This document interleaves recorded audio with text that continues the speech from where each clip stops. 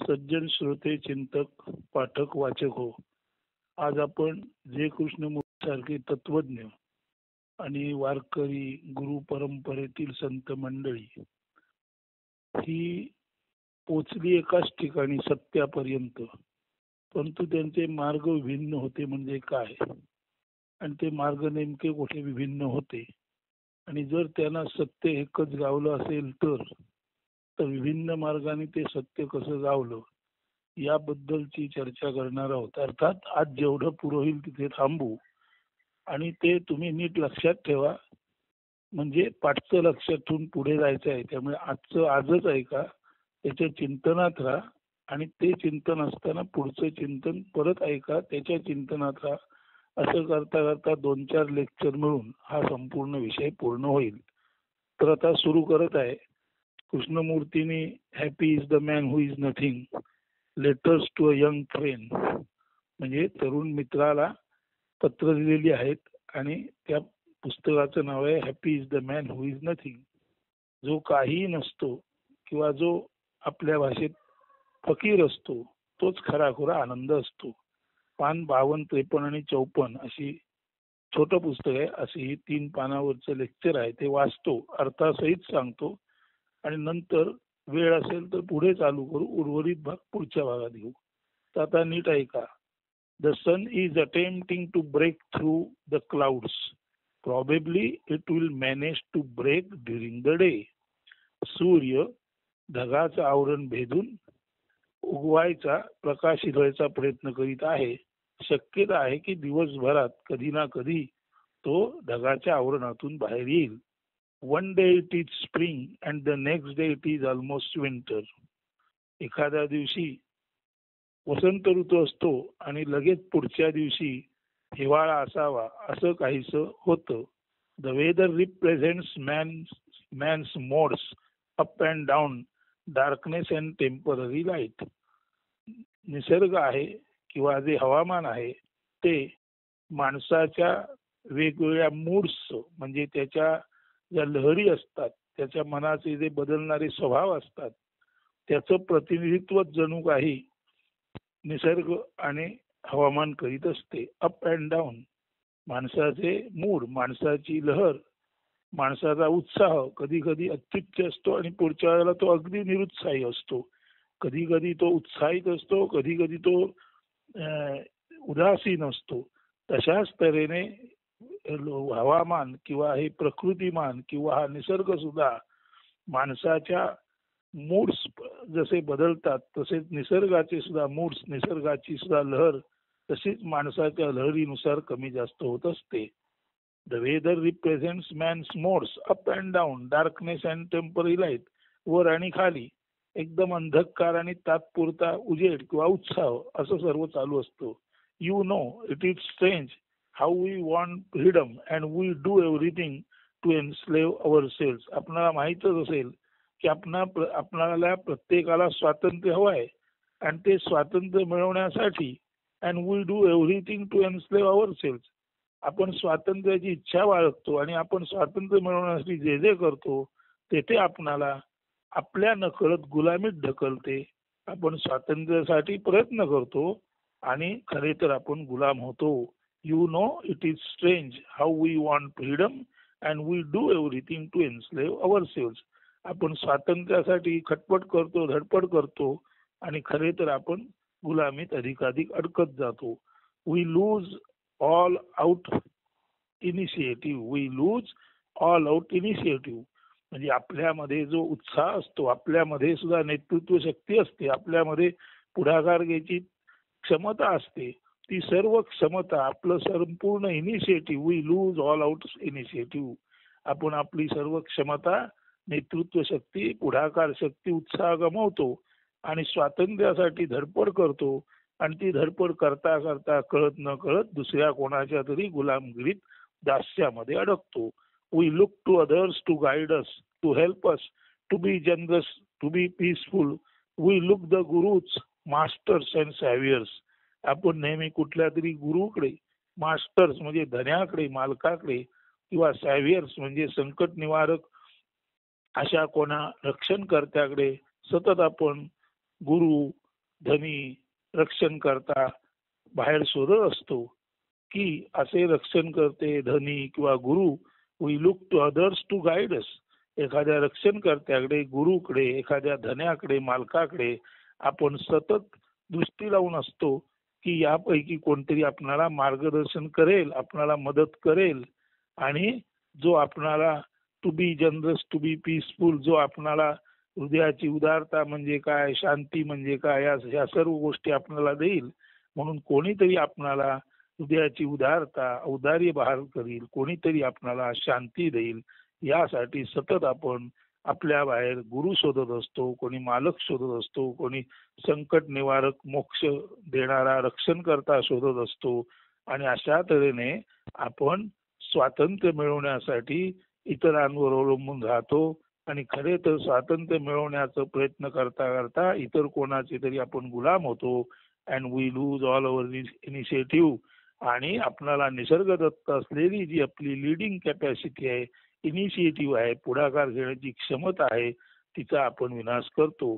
Someone writes great music, someone plays it, interpreting it in his own way and we listen to it. एखादा माणूस someone writes great music, एखादा माणूस संगीत किंवा एखादा माणूस someone writes great music. Great music म्हणजे अशा अवर्णनीय अशा संगीतावर कोणतरी लिहितो. समवन प्लेज इट, कोणीतरी ते संगीत प्रत्यक्ष आपल्या पुढे वाजवून सादर करतो. Interpreting it in is own way, त्याच्या स्वतःच्या दृष्टीने ते त्याचं स्पष्टीकरण करतो. म्हणजे कोणीतरी संगीतावर लिहितो, दुसरा कोणीतरी ते आपल्या बुद्धीने त्याचं स्पष्टीकरण करून आपल्या समोर ते संगीत वाद्यवृंदाद्वारे आणि स्वतःच्या आवाजाद्वारे एकत्रितपणे सादर करतो. And we listen to it, आणि आम्ही ते ऐकतो. Enjoying it or criticising it, आम्ही ते एकतर एन्जॉय करतो, आनंद घेतो, किंवा त्याच्यावर कमी जास्त टीका करतो. We are the audience watching the actors, आपण केवळ नटाना किंवा सादरकर्त्यांना पाहणारे प्रेक्षकच असतो. Football players are watching the cine screen, एखाद्या सिनेमागृहात बसून सिनेमा पाहावा, फुटबॉलच्या मैदानावरती खेळणाऱ्या फुटबॉलपटूंचं कौशल्य पाहावं. तसंच आपण एखाद्या संगीतकाराने संगीतावर लिहिलेलं त्याचं स्पष्टीकरण सांगणारा आणि ते संगीत सादर करणारा असा जो एकंदर वाद्यवृंद असतो, गाणारे लोक असतो, त्यांना आपण तसे पाहतो. जसं आपण फुटबॉल स्टेडियमवर जाऊन फुटबॉल पाहावा किंवा सिनेमागृहात जाऊन सिनेमा पाहावा, आपण फक्त आणि फक्त पाहणारे दर्शक असतो. बाकी आपण काहीच नसतो असे समजून आपण सर्वत्र इतरांना पाहणे, इतरांना ऐकणे, इतरांना विचारणे आणि त्यात सुद्धा काय विचारायचं, काय पाहायचं, काय समजून घ्यायचं, तर स्वातंत्र्य म्हणजे काय, स्वातंत्र्य म्हणजे काय हे समजून घेताना आपण इतरांकडे नजर ठेवतो. म्हणजे खऱ्या अर्थाने स्वातंत्र्याच्या शोधात असताना आपण आपल्याला गुलामगिरीतच अडकवून टाकतो. Others write poems and we read, इतर कविता लिहितात आणि आम्ही वाचतो. Others paint and we gape at them, इतर काही उत्तम चित्राकृती सादर करतात, चित्राकृती किंवा रंगकाम भरलेली चित्राकृती सादर करतात. वी गेप ॲट देम, आणि आपण ती टक लावून पाहतो. We have nothing so we turn to others to entertain us, जणू काही आपल्याजवळ काही नाहीच आहे, म्हणून आपल्या करमणुकीसाठी सतत आपण शेजाऱ्या पाजाऱ्याकडे किंवा अवतीभोवती म्हणजे आपल्या बाहेर आपण सोडून सर्वांकडे पाहत असतो. आपल्याजवळ काही नसल्यासारखे आपण सर्वांकडे पाहतो. आपलं मनोरंजनासाठी आपण इतरांकडे पाहतो. टू इन्स्पायर अस, आपणाला स्फूर्ती मिळावी, प्रेरणा मिळावी म्हणून आपण इतरांकडे पाहतो. टू गाईड, आपणाला मार्गदर्शनासाठी आपण इतरांकडे पाहतो. ऑर सेव्ह अस, किंवा आपणाला वाचवण्यासाठी इतरांकडे पाहतो. म्हणजे आपणाला या जीवन प्रवासातून वाचवण्यासाठी, मार्गदर्शन करण्यासाठी, आपल्याला प्रेरणा देण्यासाठी, आपल्या मनाचं रंजन करण्यासाठी आपण सतत आणि सतत आपल्या बाहेर शोध घेत असतो. स्वातंत्र्याचा शोध सुद्धा आपण आपल्या बाहेर घेतो आणि विचित्र पद्धतीने खरे तर आपण पारतंत्र्यात दास्य गुलामीत अडकतो.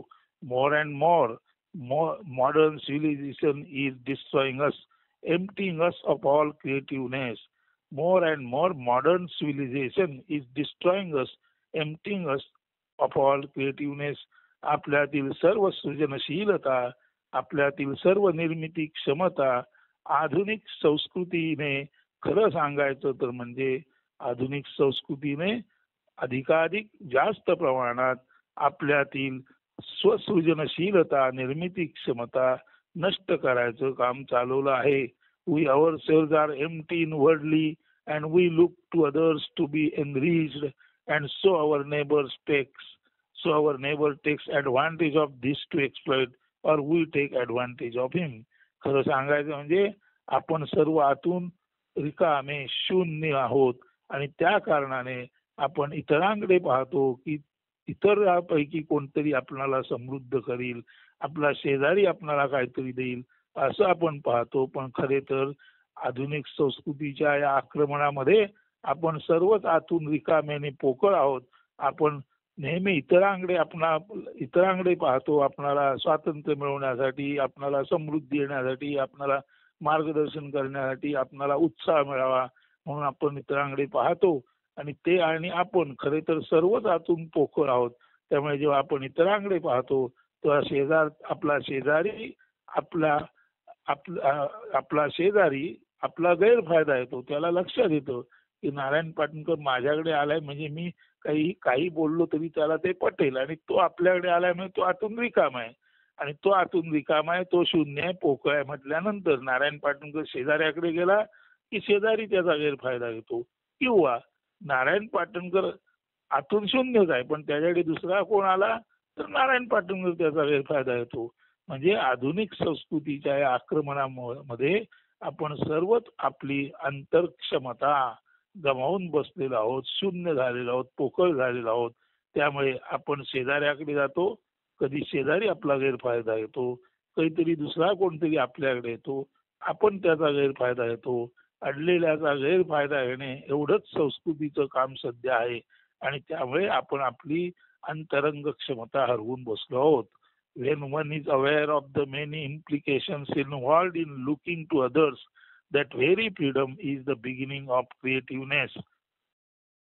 When one is aware of the many implications involved in looking to others, म्हणजे इतरांकडे पाहण्यामध्ये काय काय गोष्टी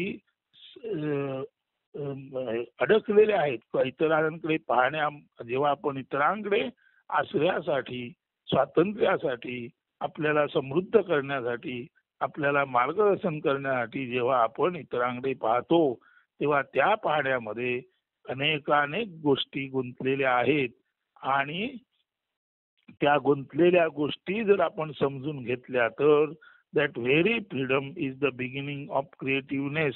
तर हे स्वातंत्र्य म्हणजेच खरं आपण स्वतः सृजनशील बनण्यासाठी उपयोगी पडणारं स्वातंत्र्य आहे. नीट समजून घ्या.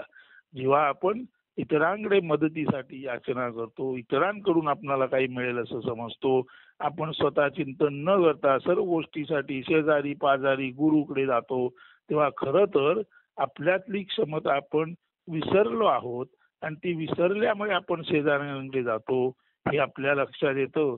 म्हणजे आपल्यामध्ये असलेली निसर्ग क्षमता विसरल्यामुळे आपण इतरांकडे मार्गदर्शनासाठी गुरु म्हणून जातो, मदत मागण्यासाठी जातो, आपल्याला प्रेरणा देण्यासाठी जातो, आपल्याला उत्साह देण्यासाठी जातो. हे जर आपल्या लक्षात येईल, जेव्हा आपण इतरांकडून मदतीची अपेक्षा करतो तेव्हा आपण आपल्यातील स्वशक्ती, आपल्या अंतर्गत असलेली क्षमता विसरलेले आहोत हे लक्षात येतं. आणि असं लक्षात येणं म्हणजे खऱ्या अर्थाने आपणच आपल्यातून निर्मितीक्षम असू शकतो हे समजणं. म्हणून जर शांत दक्षतेपणे आपण इतरांवर अवलंबून असणे म्हणजे काय ते पाहिले तर आपल्या लक्षात येईल, आपण इतरांवर अवलंबून असणे याचा केवळ आणि केवळ एकच अर्थ आहे की जर आपल्यासारखेच इतर आहेत आणि इतरांसारखेच आपण आहोत, तर सर्व जर एकमेकांवर अपेक्षा धरून काही मागत राहतील तर ह्या सर्वांनाच खऱ्या अर्थाने आपल्या स्वशक्तीचा, आपल्या अंतर्गत असलेल्या ज्ञानशक्तीचा विसर पडला आहे हे आपल्या लक्षात येईल. आणि आपल्या ज्ञानशक्तीचा विसर पडल्यामुळे आपण इतरांवर अवलंबून राहतो हे जर आपल्या लक्षात आलं तर परत आपण बाहेर न जाता आपल्या ज्ञानशक्तीकडे वळू, आणि त्या ज्ञानशक्तीकडे वळल्यानंतरच आपल्यामध्ये असलेली सृजनशीलता, निर्मिती क्षमता आपल्या ध्यानातील that freedom is true revolution and not the false revolution of social or economic adjustment. आर्थिक आणि सामाजिक दृष्ट्या सतत आपण तडजोड करतो. अशा सामाजिक आणि आर्थिक तडजोडीला क्रांती म्हणत नाही, तर केवळ आणि केवळ आपल्या अंतर्गत काय आहे ते शोधणं आणि त्याच्यातून आपल्या सृजनशीलतेला न्याय देऊन आपण स्वतः सर्जनशील असणं, यालाच खरं स्वातंत्र्य म्हणतात. तात्पुरत्या सामाजिक आणि आर्थिक तडजोडी स्वीकारून जीवन जगणं, याच्यामध्ये नसते आर्थिक क्रांती, नसते सामाजिक क्रांती. Such revolution is another form of enslavement. म्हणून तडजोडवादी आर्थिक आणि सामाजिक भूमिका याला क्रांती म्हणत नाहीत, आणि जरी कोणी याला सामाजिक आर्थिक क्रांती म्हणत असले तरी खऱ्या अर्थाने इज अनदर फॉर्म ऑफ एन्स्लेवमेंट. खऱ्या अर्थाने आपण आपणाला गुलामीत अडकण्याचा एक नवीन मार्ग शोधल्यासारखे असते. म्हणून तात्पुरत्या सामाजिक आणि आर्थिक तडजोडी करून पुढे जाणे यात क्रांती नाही, तर खऱ्या अर्थाने आपण एक नवीन नमुना, आपण एक नवीन प्रकारची गुलामगिरी शोधली असा त्याचा अर्थ आहे. म्हणून स्वतःतील सर्जनशीलता, ज्ञानशक्तीच्या आधारे जीवन जगता येईल का हे पाहणं महत्वाचं आहे. Our minds make little castles of security. आपली मन छोटे असे आधार शोधतात आणि आपली मन आधार केंद्र छोटी निर्माण करतात. आपली मन ज्याला सेफ झोन म्हणतात तसे निर्माण करतात, आणि सेफ झोन मध्ये आपण असलो की आपण सुरक्षित समजतो.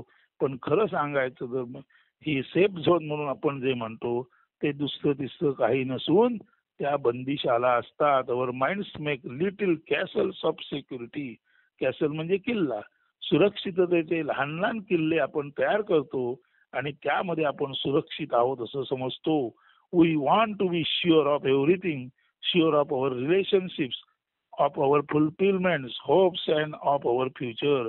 आपणाला आपलं भविष्य सुरक्षित असतं, आपल्या आशा अपेक्षा सुरक्षित हव्या असतात, आपलं ऐश्वर सुरक्षित हवं असतं, आपलं जे काही धन वैभव आहे ते सुरक्षित हवं असतं, आपले नातेसंबंध सुरक्षित हवे असतात. एकूणच आपलं जीवन आणि आपलं सर्व आपल्याला सुरक्षित हवं असतं. त्या कारणाने आपण जे लहान सेफ झोन तयार करतो त्यामध्ये आपण सुखी आहोत असं समजतो, आणि वी बिल्ड दीज इनवर्ड प्रिझन्स. आणि खऱ्या अर्थाने सेफ्टी झोन्स म्हणून आपण आपल्या आत हे लहान तुरुंगच तयार करतो. अँड वो टू एनीवन दॅट डिस्टर्ब्स अस. आणि माझ्या ठिकाणी मी शांत आहे, तू जर मला अस्वस्थ केलंस तर याद राख, असं आपण त्याला धमकी देतो. म्हणजे खराखुरा ज्ञानी माणूस जर तुम्हाला दाखवील की तुम्ही ज्या सेफ झोन मध्ये आहात ते किल्ले नव्हे, ते तुरुंग आहेत, तिथे तुम्ही कधीच सेफ राहणार नाही. तुम्ही आणि तुमचं असं कधीही काही जीवनाच्या अंतापर्यंत सुरक्षित राहील असं नसतं. असं जर कोणी तुम्हाला सांगितलं, असं जर कोणी सत्य तुम्हाला दाखवून दिलं, तर तुम्ही त्याचाच राग करता आणि त्याला इशारा देता, माझ्या नादी लागू नकोस, मी माझ्या जागी सुरक्षित आहे, तुझ्या ज्ञानाची, तत्वज्ञानाची, मार्गदर्शनाची मला गरज नाही. तेव्हा असा जर कोणी सत्यान्वेषी माणूस भेटला तर आपल्या मनाच्या तुरुंगात, बंदिशालेमध्ये जणू काही आपण सेफ झोन मध्ये आहोत असं समजून सर्व काही आपलं सुरक्षित आपल्यामध्ये असं समजणारे मूर्ख लोक, जर हे तुरुंग आहेत, हे सुरक्षा गृह नव्हेत असं कोण दाखवेल, तर त्यांनाच उलट इशारा देतात, हे बघ मला तू अस्वस्थ करू नकोस, याद राख. म्हणजे शहाणा माणूस जो आहे त्याला उरलेली सर्व माणसं जी वागणूक देतात ती यातून स्पष्ट होते. It is strange how the mind is ever seeking a zone where there will be no conflict, no disturbance. अत्यंत आश्चर्यकारक आहे की आपलं मन नेहमीच शोधत असतं काय सेफ झोन. आपलं मन नेहमीच असं काहीतरी सुरक्षित जागा शोधत असतं की ते कुठल्याही तऱ्हेचा झगडा असणार नाही, कुठल्याही तऱ्हेचा प्रतिबंध, अडचण निर्माण होणार नाही. Our living is the constant breaking up and the rebuilding in different forms of these zones of safety.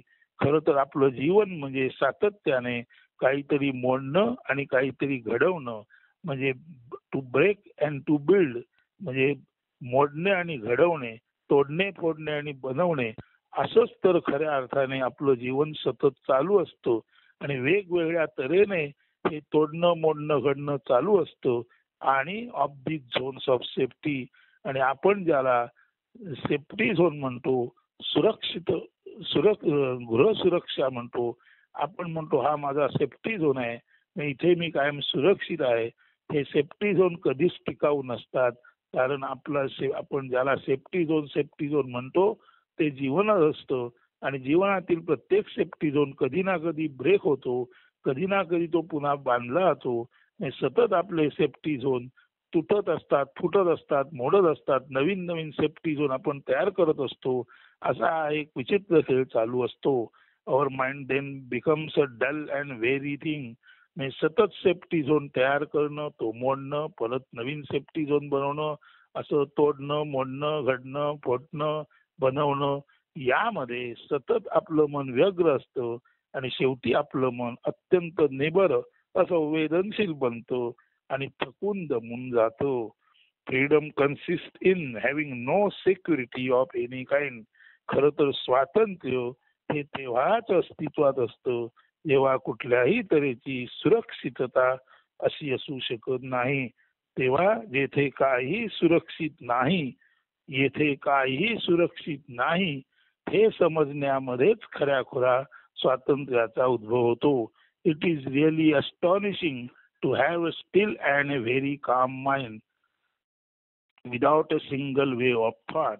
म्हणजे विचाराचा तरंग सुद्धा न येता जर खरोखरच एखादं मन पूर्ण शांत, निर्विचार, निस्तब्ध, परमशांत असेल, म्हणजे विचाराचा तरंग सुद्धा न येता जर एखादं मन पूर्ण शांत निर्विकार असू शकेल, तर असं मन असणं ही मात्र अद्भुतच घटना आहे. Of course the stillness of a dead mind is not the काम माइंड. मात्र ध्यानात घ्या, जे मन मृत झालेलं आहे, असंवेदनशील आहे, आणि मृत आणि असंवेदनशील असल्यामुळे जे जड आहे, मंद झालेलं आहे, अशा मनाची शांती म्हणजे खरीखुरी शांती नव्हे. The mind is made up to be still by the action of will. जेव्हा मन शांत असावं अशा इच्छेपोटी जेव्हा मन शांत केलं जातं, तेव्हा इच्छेपोटी शांत होणारं मन म्हणजे खरं तर असंवेदनशील, मृत आणि जड मन असतं. But can it ever be profoundly right through its whole being silent. पण खरोखरच मन त्याच्या पूर्ण क्षमतेने, right through its whole being, त्याच्या संपूर्ण अस्तित्वाचा वेध घेऊन एखादं मन खरोखरच पूर्ण क्षमतेने शांत असू शकतं का? It is really most amazing what happens when the mind is दस सायलेंट. जेव्हा मनाने आपला परिपूर्ण शोध घेतला आहे आणि मन जेव्हा त्याच्या समग्र अस्तित्वासह पूर्ण शांत होतं, तेव्हा मात्र ते मन अत्यंत अद्भुत असतं. आणि त्या अद्भुत मनामध्ये नेमकं काय घडतं हे पाहणं हे फार महत्वाचं आहे. In that state of consciousness as knowing recognizing सीझिस.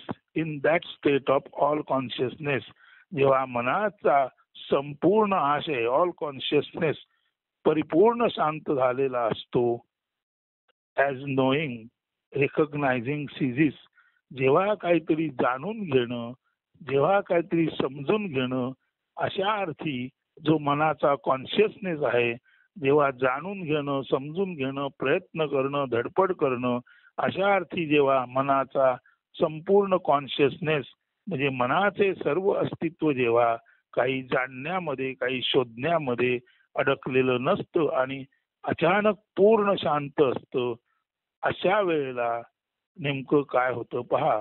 The instinctual pursuit of the mind memory has come to an end. जेव्हा मनाचा समग्र आशय शोधण्यासाठी धडपडत नाही, मिळवण्यासाठी धडपडत नाही, धरत नाही, टाकत नाही, परंतु अद्भुतरित्या परमशांत होतं, तेव्हा अशा मनामध्ये काय घडतं पहा. The instinctual pursuit of mind memory has come to an end.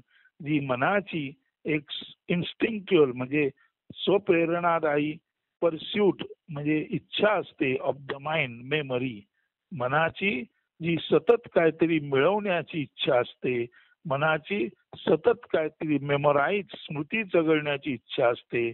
जेव्हा एखादं मन त्याच्या संपूर्ण आशयासह परिपूर्ण शांत असतं, तेव्हा अशा मनाची स्मृती चाळवणं किंवा स्मृतीशी, तेव्हा अशा मनाचं स्मृतीशी खेळत राहणं, स्मृतीमध्ये रममाण होणं, कोणत्या तरी विचारात दंग होणं, काहीतरी मिळवण्यासाठी सतत चिंता करत राहणं आणि त्या चिंतेचं चिंतन करणं, अशा तऱ्हेचं जे मनाचं नित्य स्वरूप असतं, काहीतरी मिळवण्यासाठी धडपडणं, काहीतरी मिळवण्यासाठी इच्छा धरणं, सतत आत्ता आहे त्याचा विचार न करता उद्याचा विचार करणं, कालचा विचार करणं, असं जेव्हा मनाचं जेव्हा इन्स्टिंक्च्युअल अशी जेव्हा मनाची हालचाल, इन्स्टिंक्च्युअल म्हणजे मन त्याच्याच प्रेरणेने सतत जेव्हा काहीतरी हवं नको कालचं आजचं उद्याचं विचार करीत राहतं, तेव्हा ते मन कधीच शांत नसतं.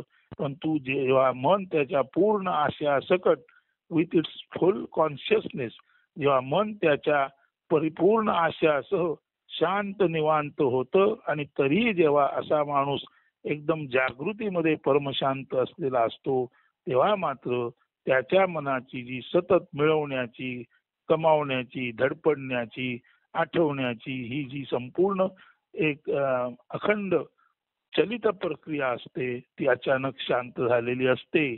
And it is very interesting how the mind begins to do its best to capture that wordless state. आणि जेव्हा मन त्याच्या संपूर्ण समग्र आशयासहित परिपूर्ण शांत झालेलं असतं, तेव्हाच ते मन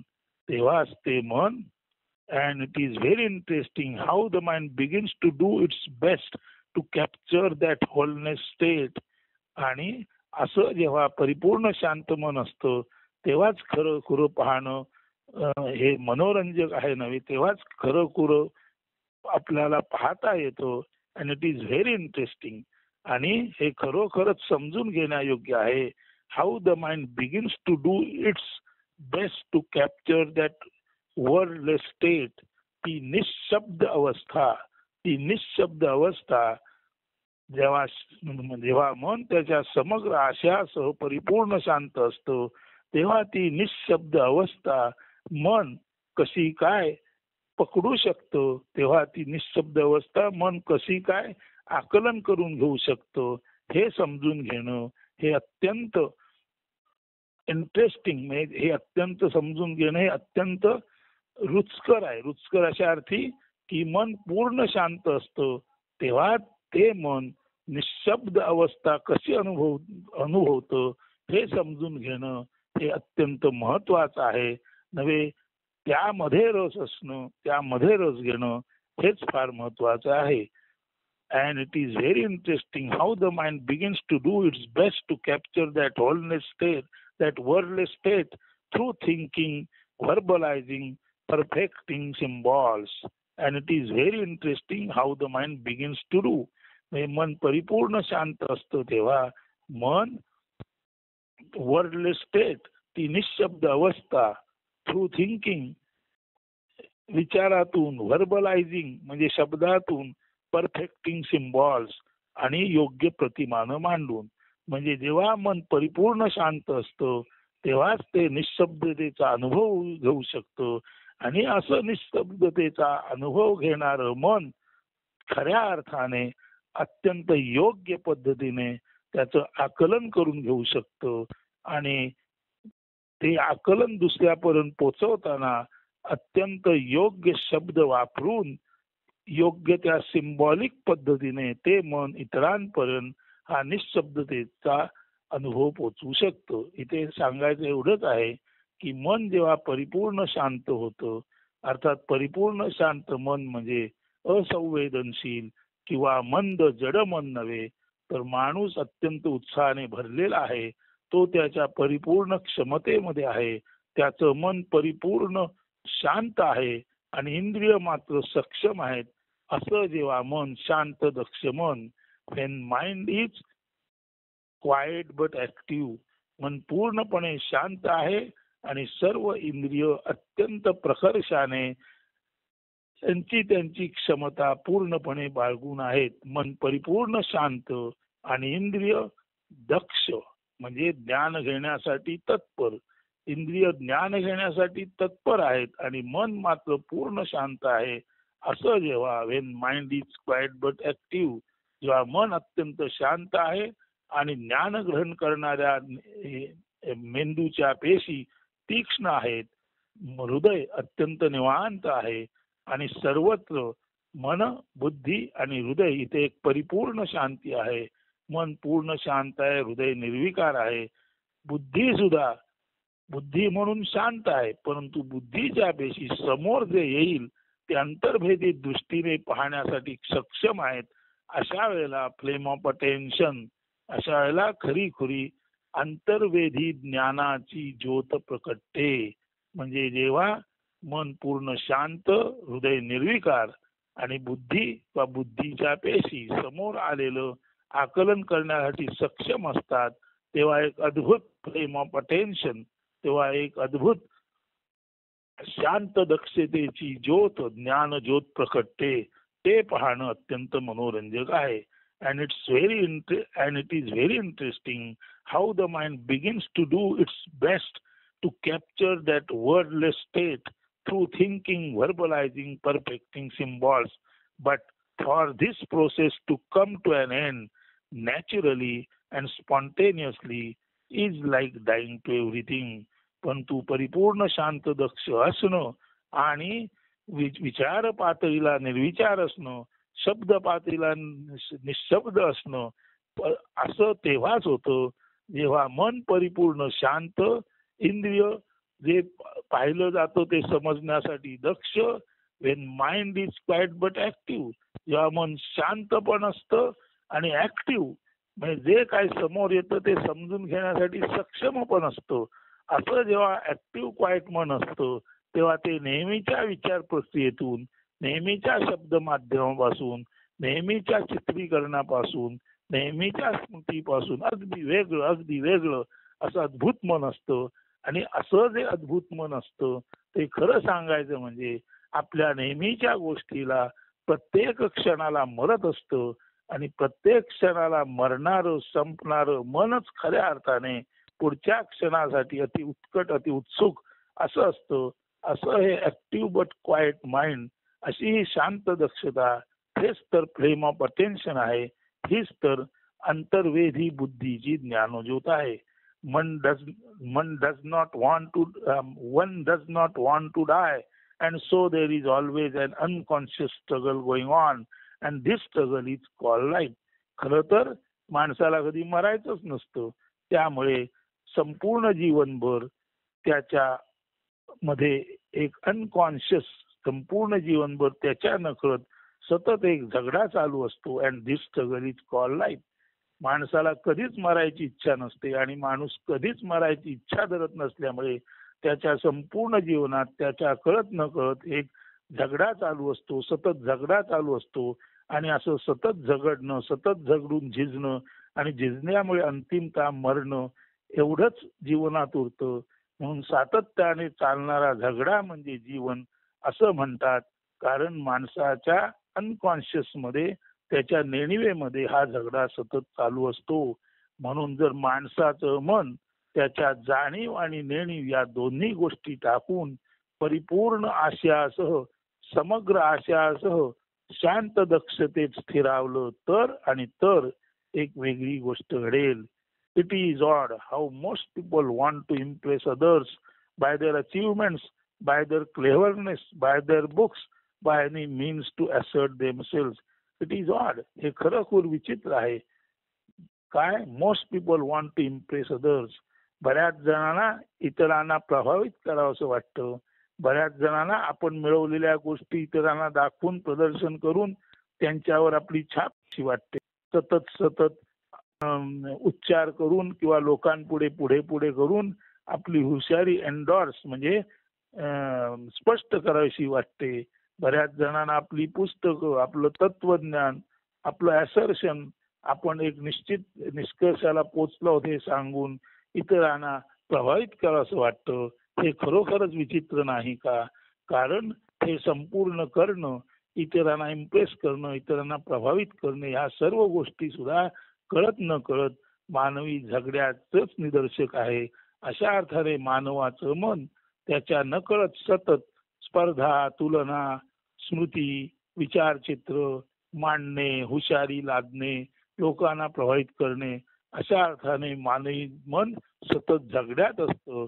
जर हे मन ऑल ऑफ ए सडन काम अँड क्वाइट झालं, असं मन जर त्याच्या समग्र असण्यासह जर पूर्ण शांत आणि दक्ष झालं, तर असं मन जे काही जन्माला घालील ते पाहणं फार महत्वाचं आहे.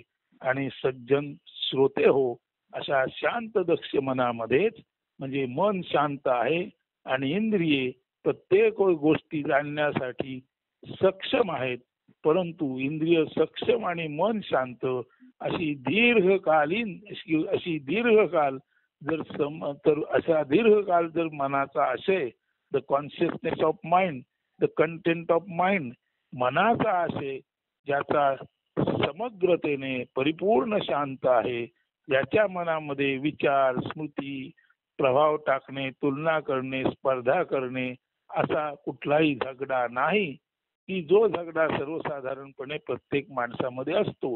आणि अशा झगडून मंद होत मृत होत जाणाऱ्या मनाला आणि शरीराला तर हे जीवन नसून, मन जर त्याच्या पूर्ण आशयासहित, समग्र आशयासहित शांत दक्षतेत राहील, तर जो काही चमत्कार घडेल त्याच्याबद्दलचं निरूपण आपण अर्थात पुढच्या भागात करू. आणि हे जे घडणं आहे, हे जे घडणं कसं आहे, ते कृष्णमूर्तीने आत्ता सांगितलेल्या इंग्रजी लेक्चर मधून आहे. तर ते प्रत्यक्ष कसं घडतं ते संतांच्या अभंगाद्वारे सुद्धा आपण बघू. आणि संत आणि कृष्णमूर्ती हे एका सत्याच्या पातळीला एकमेव आहेत. फरक जो तपशिलात आहे, त्या तपशिलातील फरकाचाही नंतर आपण विचार करू. तोपर्यंत सध्या आजच्या सकाळपर्यंत हे निरूपण येथे थांबवतो. या निरूपणाच्या अर्थाच्या चिंतनात आपण असा आणि पुढचं निरूपण या अर्थावर आधारित पुढचं निरूपण तपासून बघा अशी विनंती. धन्यवाद.